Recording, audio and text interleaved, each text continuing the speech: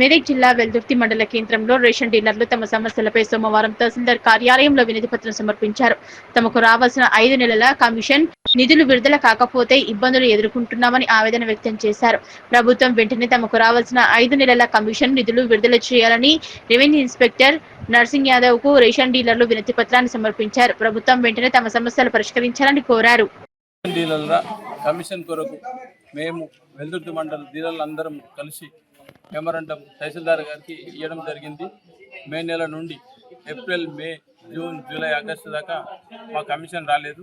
Central government రాలేదు, state government రాలేదు. మాకు మళ్ళీ ఇప్పుడు సెప్టెంబర్లో బియ్యం తీసుకోవడానికి అమ్మాలి కూడా డబ్బులు లేవు.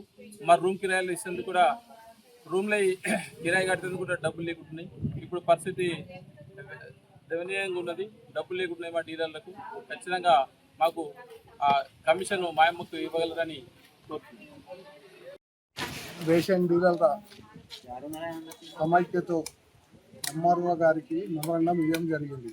గత 5 నెలల నుండి కమిషన్ లేక రేషన్ డీలర్లు దీన వ్యవస్థలో పాల్గొంటున్నారు.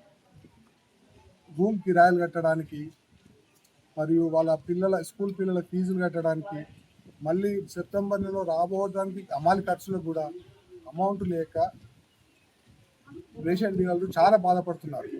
అదేవిధంగా ఖచ్చితంగా ఈ 8 రోజులల్లో స్టేట్ గవర్నమెంటు, సెంట్రల్ గవర్నమెంటు మా యొక్క రేషన్ డీలర్ కమిషన్ విడుదల చేయకపోతే దీంతో స్టార్ట్ చేసి పెద్ద ఎత్తున ఆందోళన చేస్తామని ప్రతి ఒక్క మండలం నుంచి అందరు రేషన్ డీలర్లు డిస్ట్రిక్ట్ లెవెల్, స్టేట్ లెవెల్ మొత్తం ఆందోళన చేస్తామని మా యొక్క ఉద్దేశం.